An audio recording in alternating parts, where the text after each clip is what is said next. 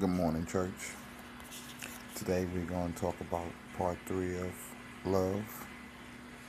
Is loving your spouse or mate. We're coming from Genesis 2, Song of Songs 2, chapter 4 and chapter 7, and Matthew chapter 18. In Genesis chapter 2, God is letting us know that when He made Adam and Eve, He had intentions of making Adam and Eve for each other. He made Adam first, put Adam to sleep, took the rib out of Adam, which is the third rib on his left hand side, and made woman.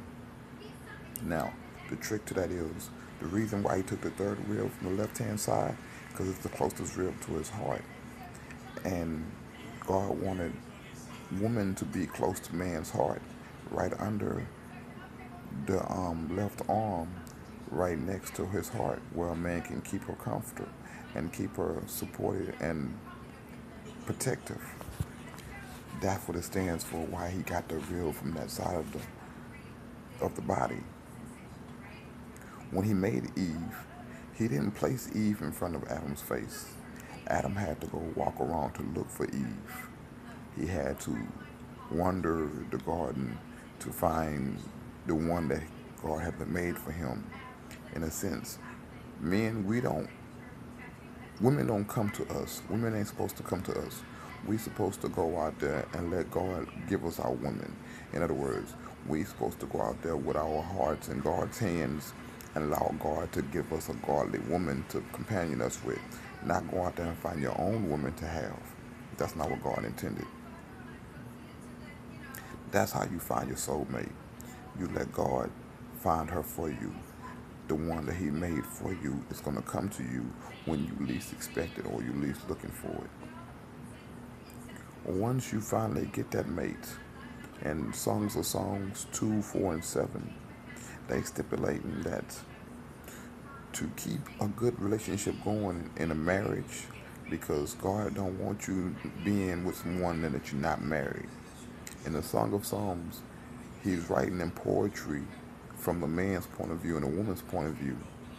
And the way that they talking to each other is communicating. To these days, we don't communicate like they did. We don't really express ourselves, tell each other how we feel. That's the problem with relationships nowadays. Number one, you need to shower your person with compliments. If you think they're beautiful, you tell them, babe, you're beautiful. If you think he's handsome, you look good today. Or, I like the way your hair is. Or, the clothes you have on is wonderful.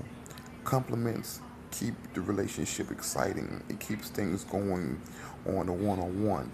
You can't you can't love someone if you not don't have that kind of, you know, great compliments or great communication with that person. Number two, encourage that person. When you know they're disappointed or they had disappointments in life or things didn't go right, give them encouragement. Make them feel like they're doing something positive. Make them feel good about themselves. Make them feel like everything will be all right. That's encouraging a person. You don't want a person to come at you and you knowing your life is bad and everything, and they trying to make you feel worse than what you are. No, you want somebody to come at you and make you feel better when you're disappointed in life, when things ain't going right. You want somebody to make you feel like, yeah, you're right, I can get over this. Number two, when you with someone and you really care about that person, don't don't lose their insecurities for your advantages. You support you say supportive words to keep their insecurities from being insecure. You don't want somebody that's scared to go on a bridge to not go on a bridge. If you're trying to go somewhere, if you're driving somewhere and they don't want to go on a bridge, you don't tell them you're gonna ride this bridge with me and get over. No, you let them know, hey, don't worry, I got you. It's gonna be okay. We gonna make it across this bridge. And nothing's gonna happen. Support them through all their insecurities. Encourage them through all their disappointments. Shower them with compliments. Number four, when they on an endeavor, or they trying to make a mission or do something that they feel there's a positive effort to do, don't knock them down. Don't tear them apart. You uplift them, encourage them, affirm that hey, I'm here with you for your endeavor. Whatever we can do to get this endeavor going right, I'll be there with you. I'm gonna take care of you. I'm gonna help you out, or we can make it together. Same thing is supporting the insecurities. If she's trying to do something positive for her life, the insecurities is gonna come in. That's what you're supposed to let her know. Don't worry about that.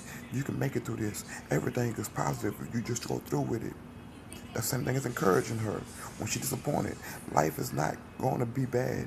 You can make it through this. That's encouraging her. You still a beautiful woman. You will always make it through this. That's showing her with compliments.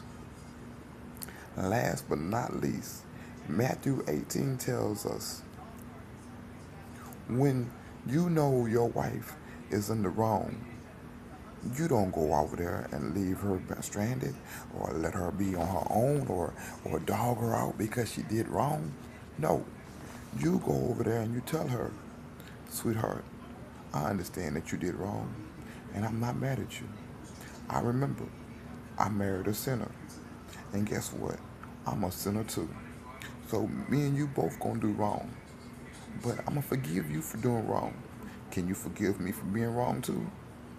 Because if God can forgive you for all your mistakes, then you should be able to forgive your spouse and mate for all their mistakes. That's what good marriage do.